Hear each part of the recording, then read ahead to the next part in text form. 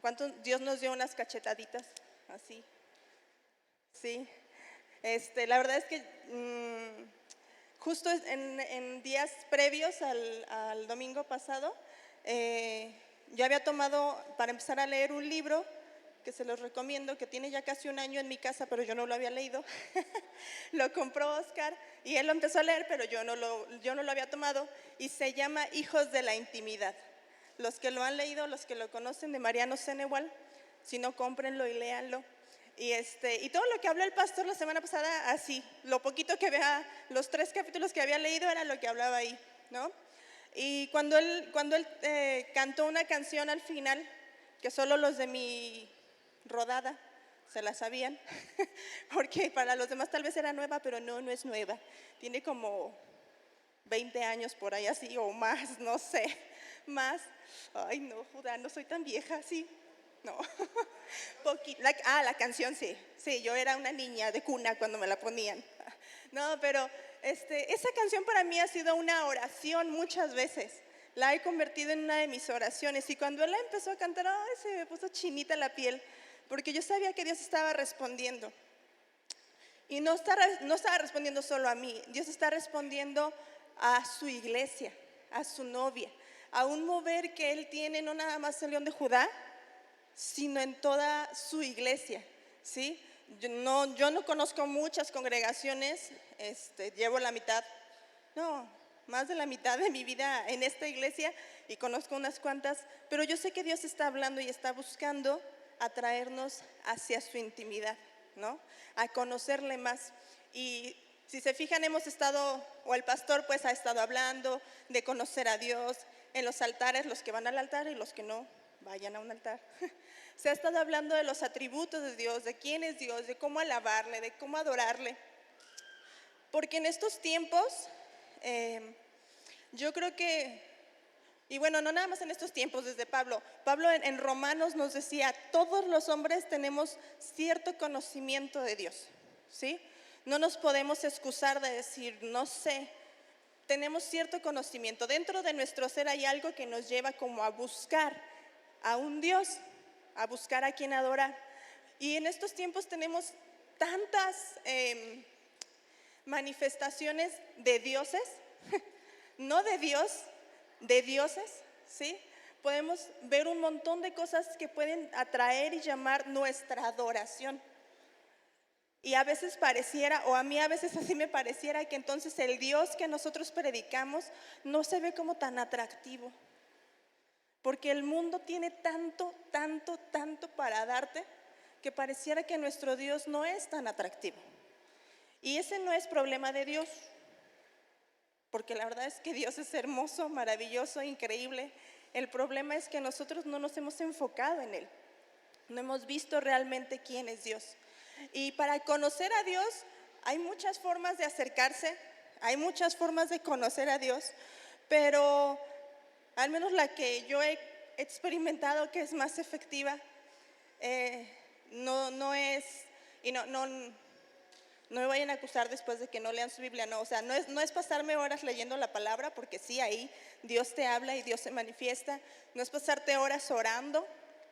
Yo he conocido mucha gente cristiana, bueno, sí, déjenme ponerlo entre comillas, cristiana, que me puede relatar un montón de porciones bíblicas, me puede hablar un montón de religión, pero no me muestra a Dios. ¿Sí has conocido? ¿Los has visto? Espero que no en el espejo, porque se siente bien gacho verte en el espejo y decir, chis, sí manifiesto a Dios, sí se ve Dios en mi vida. Porque podemos estar llenos de religión, llenos de palabra, llenos de conocimiento, y no conocer a Dios. Y eso es bien triste. Es bien triste porque si ustedes se acuerdan, en el Antiguo Testamento solo había una persona que podía como acercarse así directamente a la presencia de Dios, ¿no? En el tabernáculo.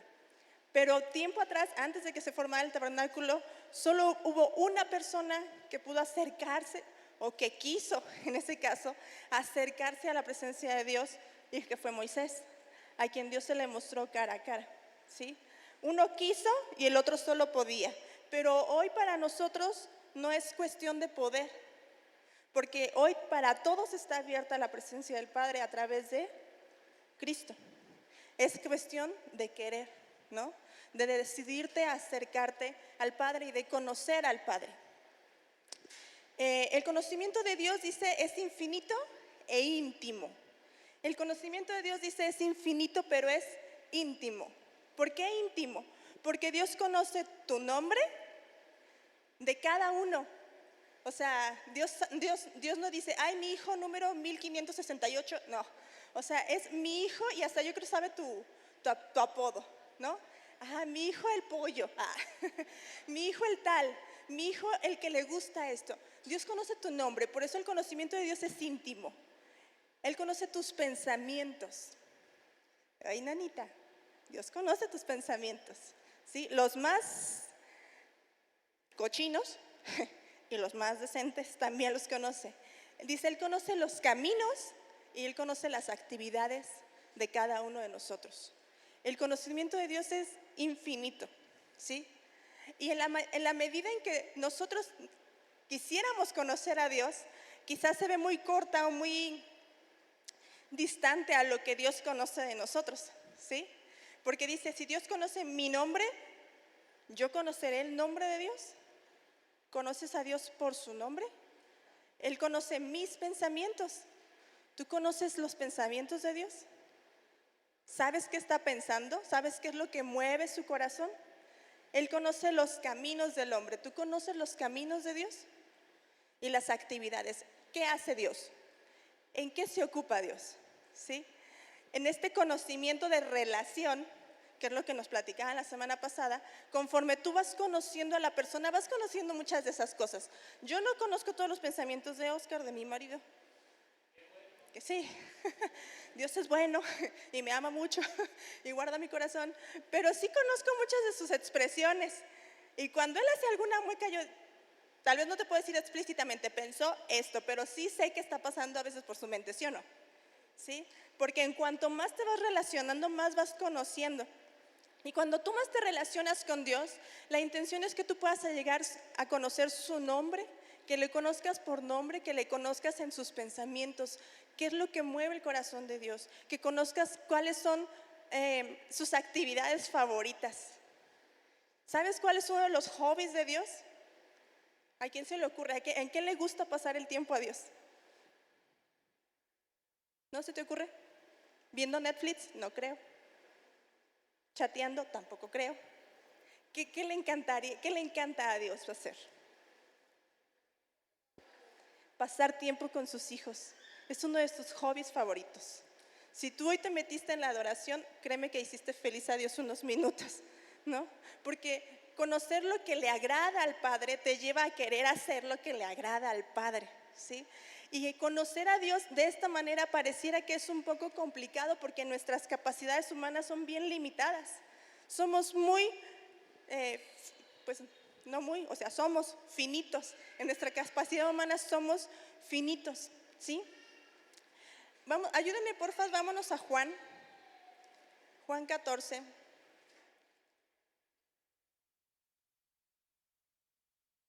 Voy a tratar de irme bien rápido, ¿eh? Juan 14, 6.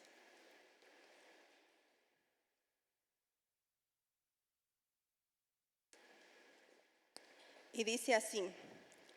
Dice, Jesús les dijo, yo soy el camino y la verdad y la vida. Nadie viene al Padre sino por mí. Si me conocieseis, también a mi Padre conocerías. Y desde ahora le conocéis y le habéis visto. Felipe le dijo, Señor, muéstranos al Padre y nos basta. Jesús le dijo, ¿tanto tiempo hace que estoy con vosotros y no me has conocido, Felipe? El que me ha visto a mí, ha visto al Padre. ¿Cómo pues dices tú, muéstranos el Padre? Fíjense aquí, Jesús les está diciendo, este versículo yo creo que todos nos lo sabemos, ¿no? El versículo 6, yo soy el camino, yo soy la verdad, yo soy la vida. Nadie viene al Padre sino por mí. Y a mí se me hace muy claro lo que está diciendo Jesús, ¿sí o no? ¿Quieres llegar al Padre? Tiene que ser a través de mí. Y entonces de repente sale Felipe con una pregunta que como que pareciera que como que no entendió el tema, el muchacho. estaba en la clase, pero no sabía de qué se trataba, ¿no? O sea, y Felipe le dice a Jesús, muéstranos al Padre y ya con eso. Con que tú nos digas, así es el Padre, este es el Padre, con eso nos basta, Jesús. Y parece que Jesús así como que le da unas... A Felipe le dice, o sea, aquí estoy. ¿Sí me ves? Pues aquí estoy. ¿Cómo me dices, muéstrame al Padre si llevo 3 años? Para ese entonces, en el capítulo 14, Jesús estaba ya al final de su ministerio, estaba a unas horas de entregar la vida. Y le dice, he estado contigo todo este tiempo y todavía no me conoces. La está diciendo, ¿no has visto todavía al Padre en mí? ¿No has conocido al Padre a través de mí? Este versículo yo lo he leído muchas veces, o lo había leído muchas veces. Hace muchos años Dios me golpeó así con este versículo porque literalmente me sentí como Felipe, así de, o sea, como Laura, he estado contigo desde que naciste y no me conoces. ¿Y cuántos aquí podríamos decir, bueno, yo he estado con Jesús 2, 3 años, he estado con Jesús tal vez hace una semana, pero cuando ya tienes años caminando con Jesús y no logras ver al Padre, estamos en problemas. Estamos en problemas porque no hemos entendido que entonces, como dice aquí, si me conocieras, también a mi Padre conocerías. Cuando nosotros decimos, yo quiero conocer a Dios, cuando tú tienes un deseo en tu corazón de acercarte a Dios, de conocer a Dios, la manera efectiva es Cristo. Cristo es el camino para que tú conozcas al Padre. Pero cuando no caminamos con Jesús, entonces dejamos de ver al Padre, ¿sí? Perdemos de vista a Dios. Y sabes que puedes tener mucho conocimiento de Dios, pero no conocer a Dios porque no caminas con Jesús. Si tú no caminas con Jesús, vas a conocer de Dios, pero no vas a conocer a Dios. Y me encanta porque ahí Jesús está hablando específicamente de una de las características de Dios: conocer al Padre. No les está diciendo, conoce al Dios Todopoderoso, porque a ese punto los discípulos ya conocían al Dios Todopoderoso.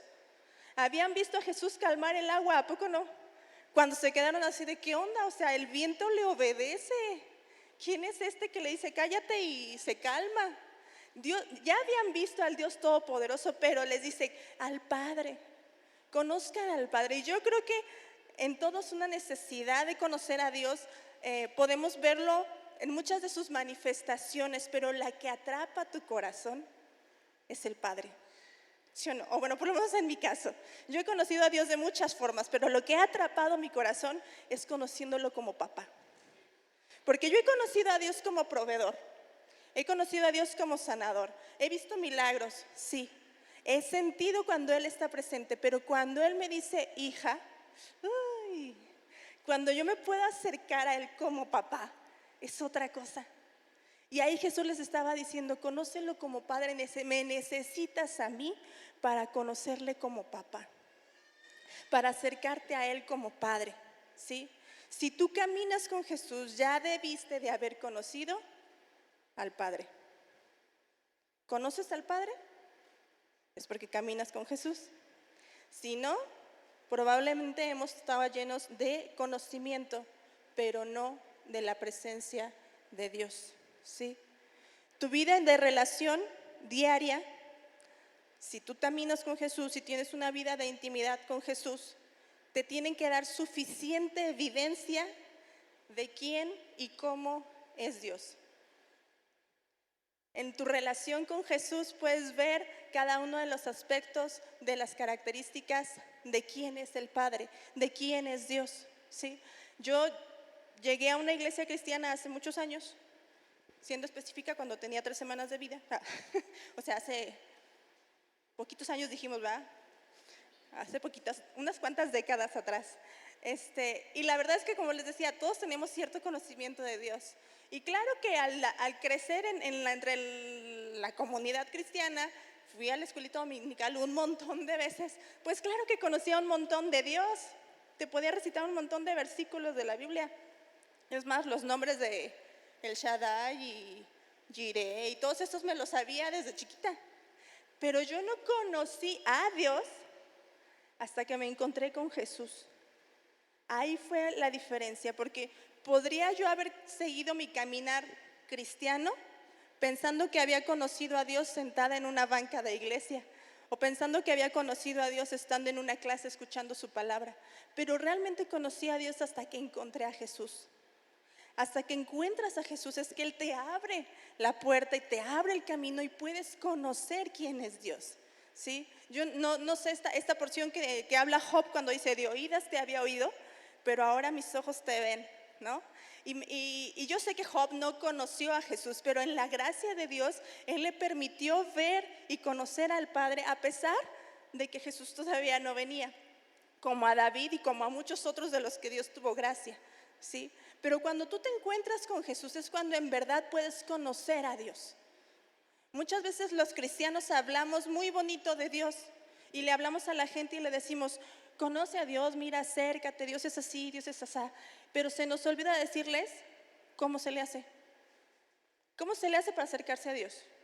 Yo muchas veces he compartido con la gente así: es que necesitas de Dios. Créeme que la gente sabe que necesita de Dios. Lo que no sabe es cómo llegar. Lo que no sabe es cómo acercarse. Y se nos olvida mencionar al camino. Se nos olvida mencionar cuál es la puerta. Y ese es Cristo. Muchas veces la religión, y la religión general, pues, sea la que sea, distorsiona la imagen de quién es Dios. Cuando tú caminas y vives una religión, tienes una imagen distorsionada de quién es Dios, ¿sí? Le pasó a los fariseos, le pasó a Nicodemo, le pasó a Pablo. Tenían una imagen distorsionada de quién era Dios. A los fariseos, al grado de que Jesús se les paraba enfrente y les decía: yo soy, y nada más no cacharon, nada más no lo vieron. Al contrario, se peleaban y se sentían ofendidos y demás, ¿sí? Yo les digo, perdón, tengo muchos años asistiendo a una iglesia cristiana y claro que mi conocimiento de Dios tenía cosas aceptables y otras cosas que la misma iglesia me había enseñado que no eran tan reales, ¿sí? ¿Por qué? Porque de verdad muchas veces cuando no tienes un conocimiento real de quién es Dios, te crees lo que te digan que es Dios, ¿sí o no? ¿Qué le pasó al pueblo de Israel cuando hicieron el becerro de oro? Aarón, que ya también digo, bueno, sí era el sacerdote, pero tenía poquito de ser sacerdote. No era como que tenía mucho. Él también venía saliendo de Egipto. Y les hace el becerro de oro, y que cuando se los muestra, ¿qué les dice? Este es su Dios, ¿sí? Y los israelitas dijeron: sí es nuestro Dios, porque era una idea de lo que ellos traían de Egipto, lo vieron y concordó con su idea, ¿no?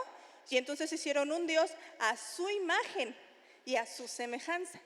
Cuando nosotros no tenemos un correcto conocimiento de Dios a través de Jesucristo, hacemos un Dios a nuestra imagen, hacemos un Dios a nuestra semejanza, hacemos de Dios lo que creemos que Él es Dios. Y le podemos poner el nombre de Dios a un montón de cosas. Y vemos a Dios en todos lados, pero no tenemos una correcta relación con Dios. Porque no estamos a través de Jesús, viendo a Dios a través de Jesús. ¿Sí estamos? La religión es peligrosa. Es peligrosa. Y de verdad a mí es como un foquito amarillo en mi vida. Porque después de que pasas tanto tiempo en el cristianismo, te puedes llegar a acomodar de tal manera que vives una religión, ¿sí? Y no necesitas estar en un templo con imágenes para decir que tienes una religión. Lo único que necesitas es empezar a caminar un poquito separado de Jesús para empezar a caminar en una religión. Y para mí es un foquito amarillo. Yo constantemente estoy examinando mi vida porque no quiero caer en eso. Porque no quiero llegar al punto de tener a Jesús enfrente de mí y no reconocerlo como quien es.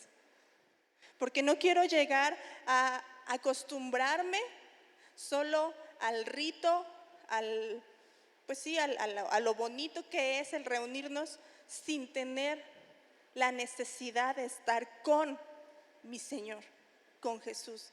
¿Sí? Eso es un riesgo y no podemos solamente conformarnos con lo que la religión nos enseña de Dios. Tenemos que pasar más allá. Tenemos que ir un poquito más allá. Uno de los errores en los que yo creo que caemos muchas veces cuando tratamos de definir a Dios es porque lo definimos bajo nuestros conceptos humanos, ¿sí? Y lo que decía, terminamos haciendo un Dios a nuestra imagen. En lo que entendemos y medio conocemos, en eso terminamos haciendo un Dios.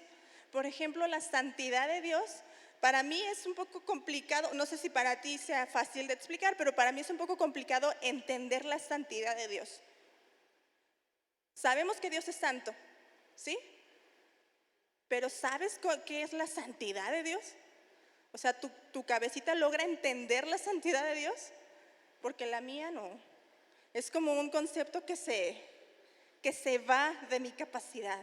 Porque la santidad en sí es un concepto divino, no es un concepto humano. Tú no puedes medir la santidad con algo humano. ¿Quién es santo aquí? Todos. ¿Por qué? Por medio de Jesús, pero no por ti.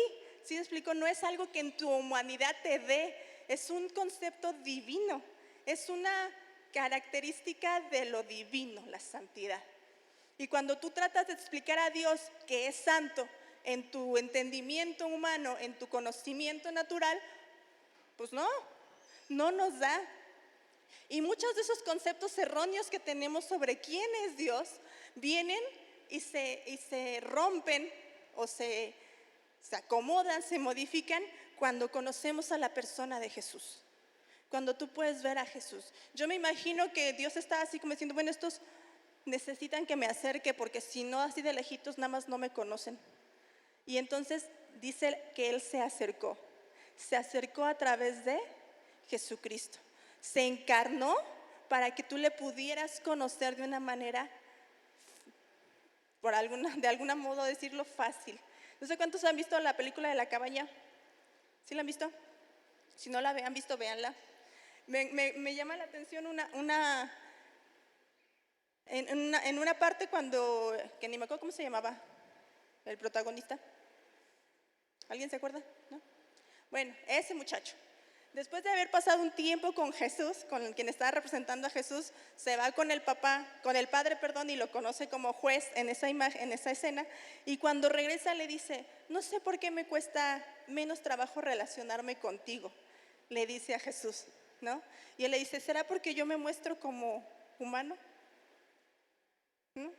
Porque a veces el concepto que tenemos de Dios nos es tan difícil como de captar, de entender, y te volteas a ver a ti y dices, o sea, pues ¿cómo yo, Dios? O sea, ¿cómo? ¿No? Y viene y se pone alguien en medio y te dice, veme a mí. Y entonces cuando tú ves a Jesús, te es más fácil. No sé si me cachan, ¿no? Tú puedes ver a Jesús y decir, puedo estar con el Padre, puedo acercarme a Dios, puedo cumplir lo que el Padre me pide, puedo vivir como Él quiere que viva, porque ahí está Jesús.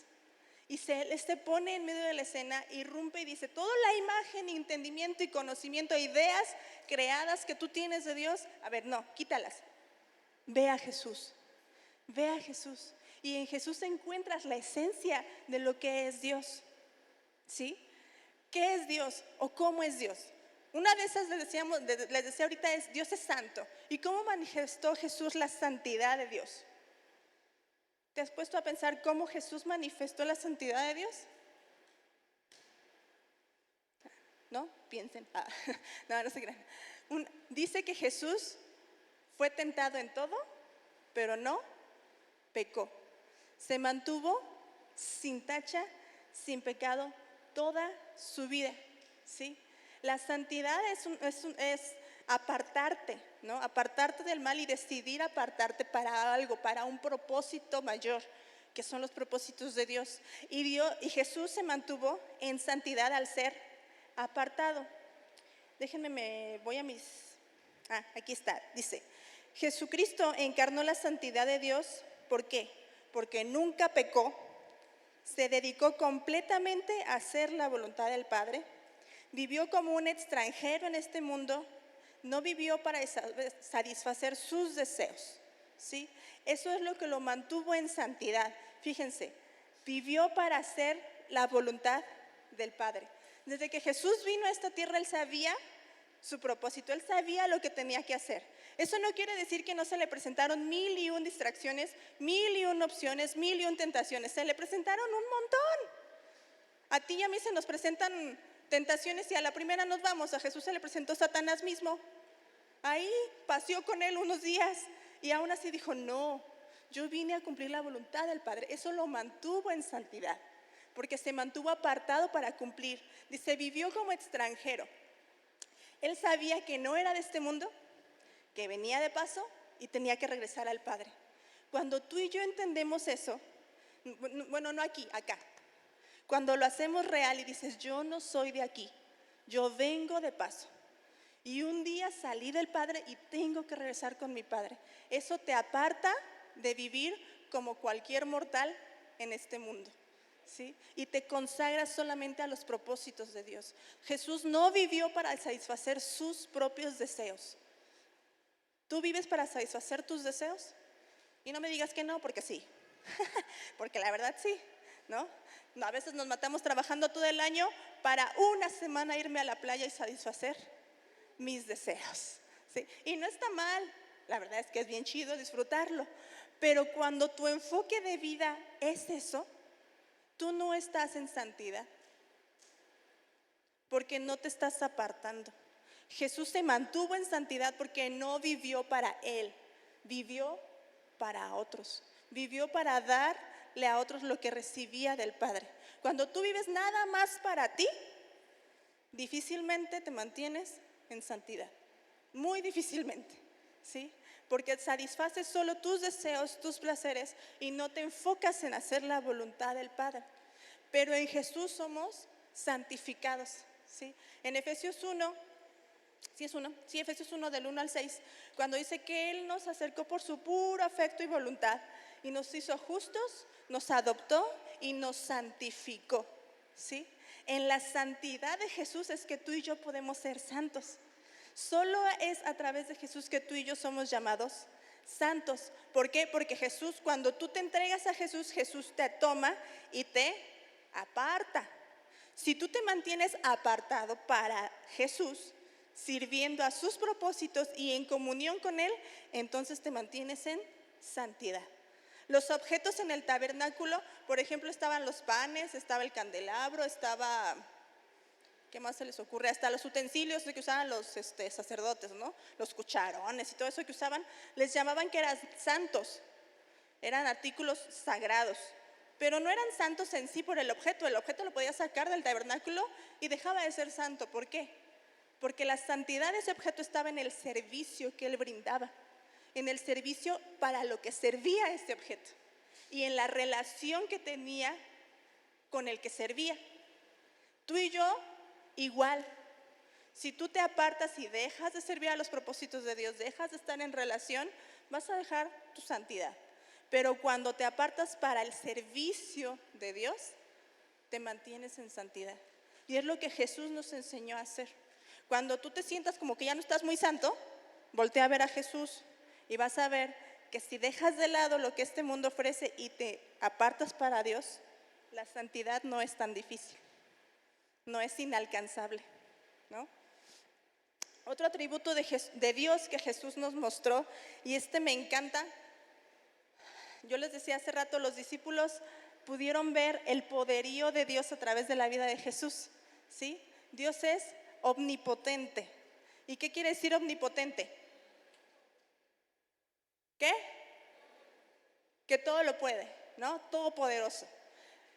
Ayúdenme en Éxodo 6. Vámonos a Éxodo 6.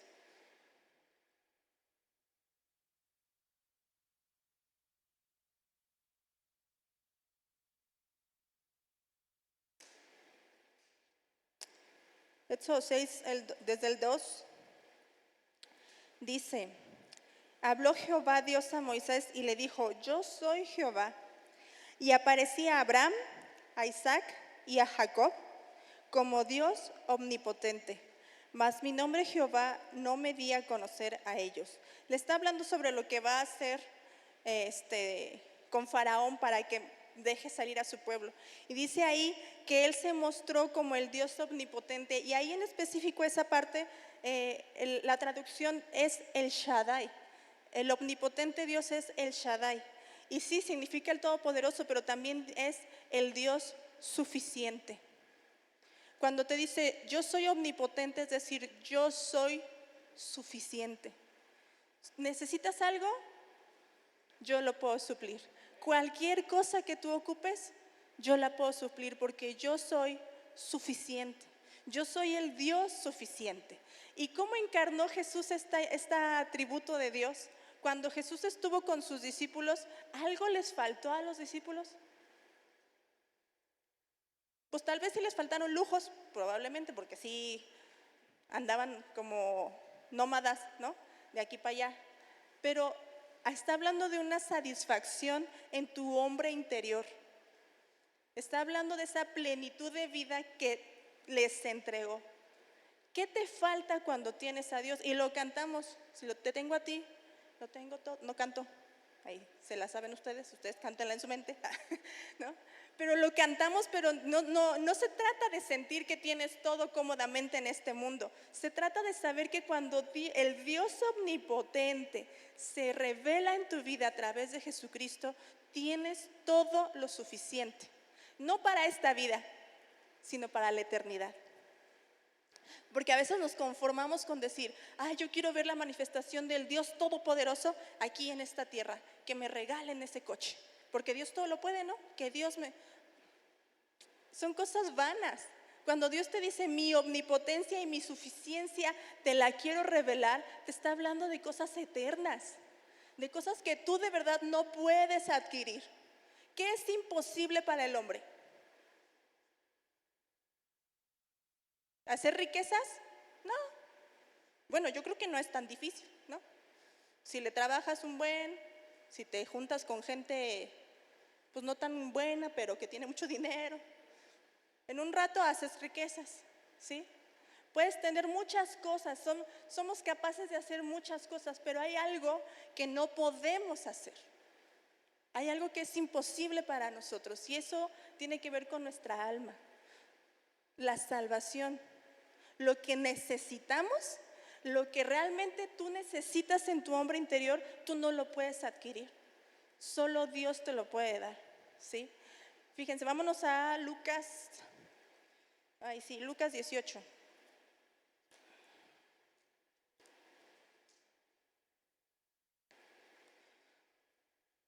¿Cuánto ahí?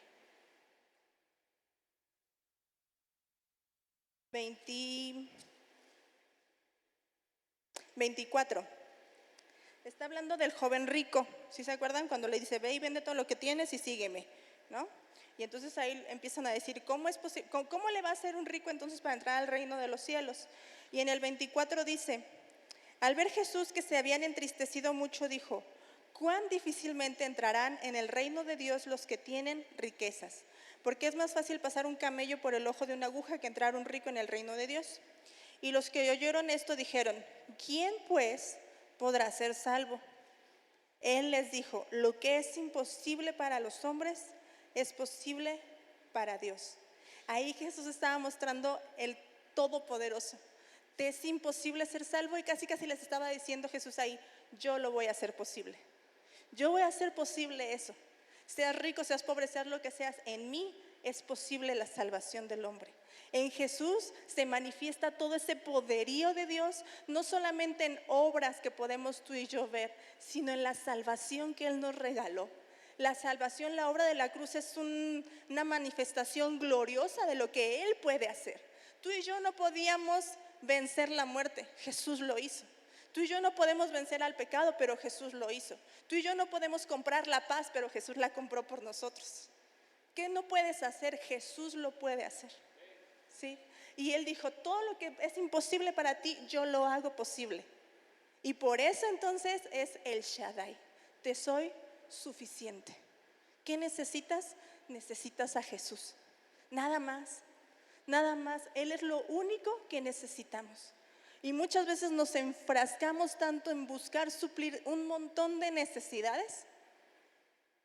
Yo no sé cuántas horas al día pasas supliendo necesidades, cuando nuestra necesidad mayor es la comunión con el Padre. Y es solo a través del Hijo, solo a través de Jesucristo. Jesucristo es nuestra suficiencia, Él es nuestra suficiencia. Omnisciente, Dios es un Dios que todo lo ve, que todo lo sabe. Yo les decía hace rato, el conocimiento de Dios es tan íntimo que conoce tus más oscuros y remotos pensamientos. Todo lo que tú piensas está delante de Dios, ¿sí? Y Jesús mostró esta cualidad de Dios muchas veces, un montón de veces. Yo me imagino que ya después de ver cómo hacía eso Jesús, si yo estuviera ahí, sí pasaría al lado de Jesús así como agachando la mirada, ¿no? Porque te volteaba a ver y sabía que estabas pensando. Luego discernía las intenciones y los pensamientos y les contestaba, aunque todavía no le preguntaban, Jesús ya te contestaba y así de, ay, ya nos cachó, ¿no? Muchas veces Jesús mostró este atributo de Dios en su vida. Preguntémosle a Zaqueo. Zaqueo lo fue a buscar, pero Jesús sabía que Zaqueo lo estaba buscando. ¿Y quién tomó la iniciativa? Jesús. Jesús volteó y le dijo, Zaqueo, bájate, ya te vi. Literalmente no, ya te vi, te encontré, quiero ir contigo. La mujer samaritana también vivió este asunto. Cuando Jesús le dijo, yo sé quién eres, yo sé todo lo que has vivido y sé con quién estás ahorita, ¿sí? Pedro también vivió esta situación. Mateo el publicano, cuando Jesús lo llama. En muchas ocasiones Jesús manifiesta esta capacidad de conocer nuestros pensamientos y conocer nuestro corazón. Pero no lo hace en un sentido como acusatorio, ¿no? Jesús no viene y te dice, yo sé quién eres, como con la intención de condenarte. Al contrario, incluso cuando Jesús ve a Pedro después de que lo negó, dice que se encuentran en una mirada nada más. Jesús no le tuvo que decir nada. Pedro sabía lo que había hecho, Jesús sabía lo que iba a hacer. Jesús ya le había dicho, vas a hacer esto, Pedro, hombre. Y Pedro de todas maneras dice, no, y lo hace. Y cuando lo hace se encuentra con la mirada de Jesús. Y esa mirada no fue de, te dije, ya sabía. No, fue una mirada de gracia, de misericordia, de perdón. Porque a pesar de que sabe todo lo que tú eres, sabe todo lo que piensas y sabe todo lo que sientes, Él sigue teniendo gracia. Él sigue teniendo amor. ¿Se acuerdan de Agar? Agar, la concubina de Abraham, que era la sierva de Sara, que le dijo, échatela primero para ver si ella te da un hijo, ¿no? Perdón, pero así le dijo. Y Abraham dijo, bueno. Dice Agar, fíjense, bueno, vamos a leerlo para no confundirme. Déjenme ver dónde estoy. En Génesis seguramente, ¿verdad? Estamos hablando de Abraham.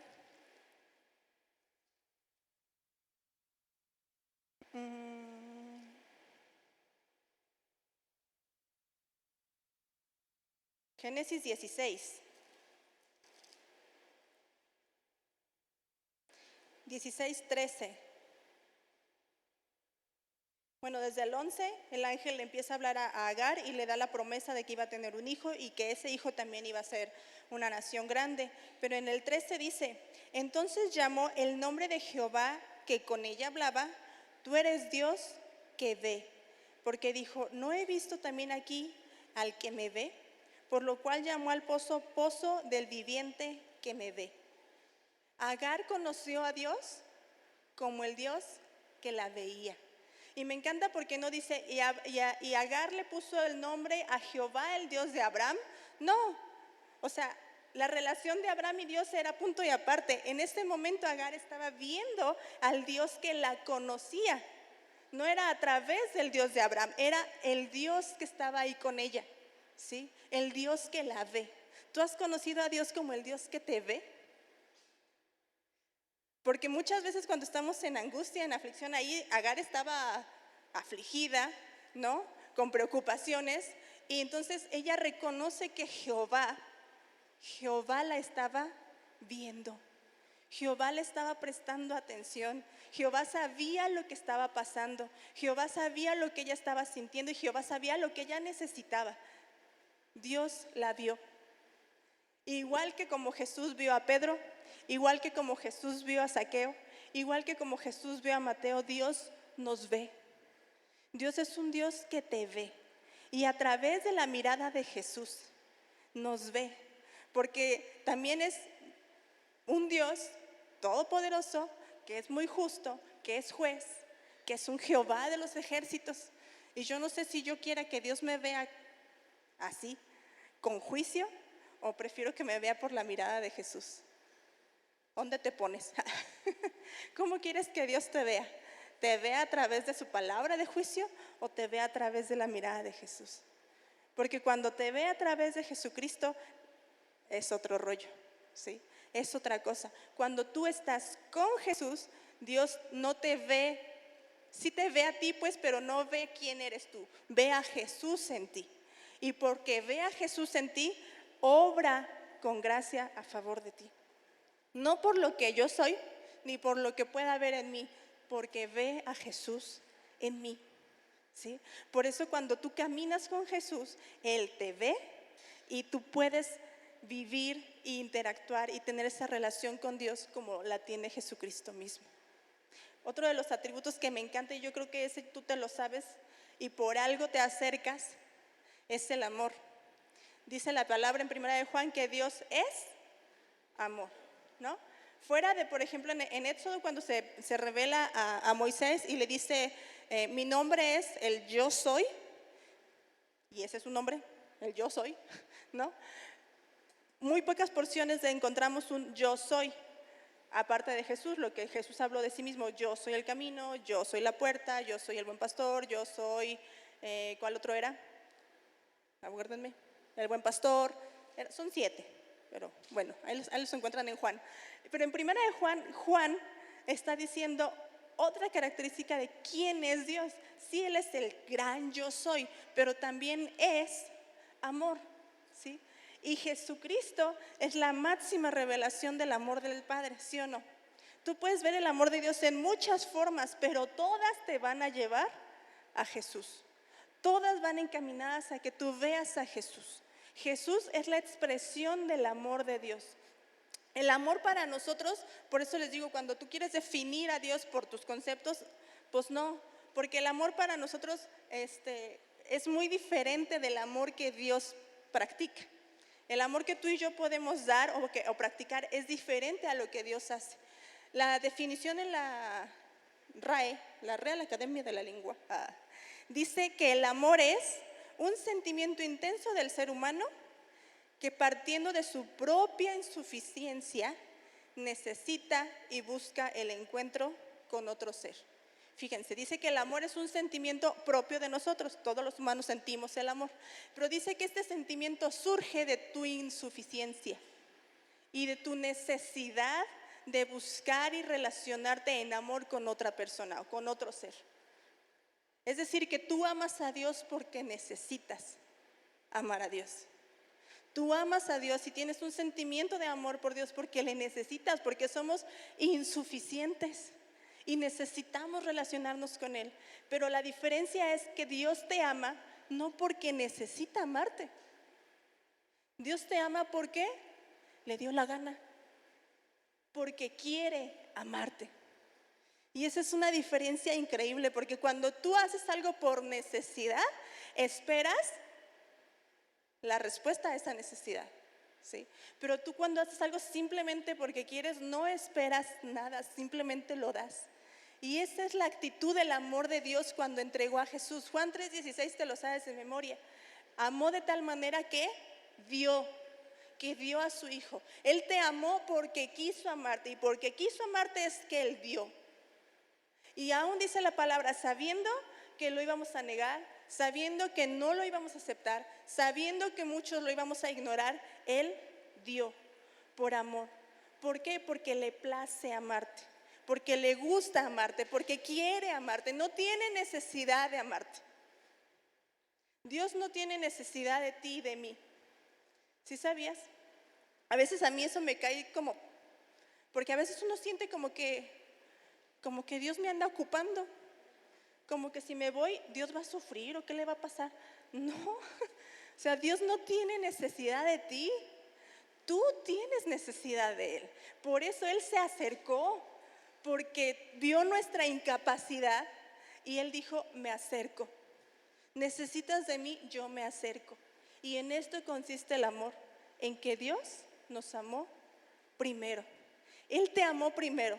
Cuando tú dices, Dios, yo te amo, no es algo que te haya nacido así porque eres bien buena gente, es porque Él te amó primero. Y cuando tú sientes el amor de Dios, puedes entonces buscar también dar amor, ¿sí? Y eso es en la persona de Jesucristo. Es Jesús el que nos muestra ese amor. Jesús de verdad es, pues sí dice la palabra que es la manifestación gloriosa de Dios, ¿no? O sea, toda la deidad está en Él. Pero también uno de sus atributos más grandes es ese amor que pudo dar. Cuando está con sus discípulos, ahí precisamente en Juan 15 les dice, ámense los unos a los otros como yo los he amado. Y les deja bien claro, no hay amor mayor que este, que uno ponga su vida por sus amigos. Les está diciendo, ¿cómo te estoy amando? Al grado de que como eres mi amigo, voy a dar mi vida por ti. Ese es el amor de Jesús. Te está diciendo, soy tu amigo. Y porque soy tu amigo puedo dar mi vida por ti. Así, en ese nivel y en ese grado te amo. Y es la manifestación del amor de Dios, ¿sí? Cuando tú conoces entonces a Jesús, puedes entonces suplir esa necesidad de amor, pero también tienes la capacidad de dar ese amor, ¿sí?